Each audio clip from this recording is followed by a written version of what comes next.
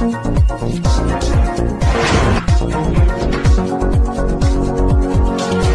पहले तो मैं कहना चाहूँगा कि I am very deeply saddened by the incident, the accident that has happened.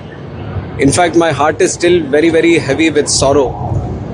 और जैसे ही सुबह पता चला, अभी डाइजेस्ट करने में ही बहुत दिक्कत हो रही है कि अजित दादा अभी हमारे साथ नहीं हैं. और अजित दादा के साथ 4 और लोग भी थे प्लेन में, तो उन सारे परिवारों को अपने कॉन्डोलेंसेस देता हूँ. 2 पायलट थे, क्रू थे और PSO भी थे उनके साथ. और अजित दादा से जैसे आपने बोला, हमारी भी काफ़ी मुलाकातें रही हैं पिछले 18 महीने जब से मैं मंत्री बना हूँ. और एक यंग मिनिस्टर होने के नाते वो काफ़ी गाइडेंस भी हमें देते थे.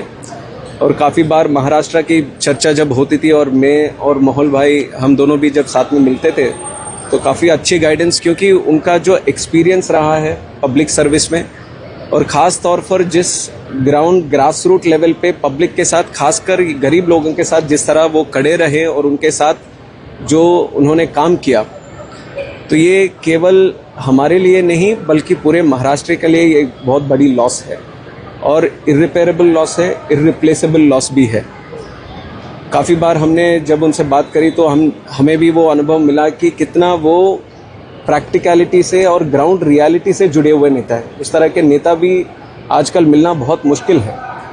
और महाराष्ट्र के लिए जिस तरह उन्होंने काम किया है वो हम सबके लिए आदर्शनीय रहेगा. और ख़ासकर अभी जो एक्सीडेंट जो हुआ है उसका जो इन्वेस्टिगेशन, उसको भी हमने शुरू कर दिया है. तुरंत DGCA और AIB की टीम भी आई है. और जो प्रिलिमिनरी इन्वेस्टिगेशन या प्रिलिमिनरी जो समाचार हमें मिला है, उसमें इतनी जानकारी थी कि जब वो लैंड करना चाहते थे सुबह करीब 8:48 AM के आसपास, तो उस समय विजिबिलिटी थोड़ा पुअर था उधर. और जब ATC बारामती से उनका जो कांटेक्ट हो रहा था फ्लाइट के लिए पायलट से, तो ATC वालों ने पूछा कि क्या रनवे साइट में है, तो उनके तरफ से आया कि रनवे साइट में अभी नहीं है. तो उसके बाद उन्होंने एक गो अराउंड भी किया.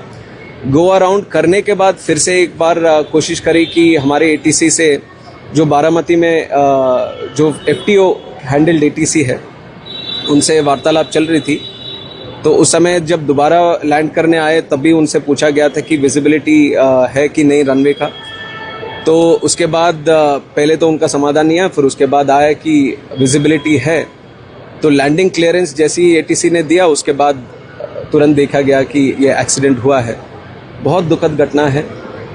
तो इसके ऊपर और जानकारी हमें मिलनी चाहिए. इन्वेस्टिगेशन पूरी तरह से ट्रांसपेरेंट और अकाउंटेबल वे में हम करेंगे.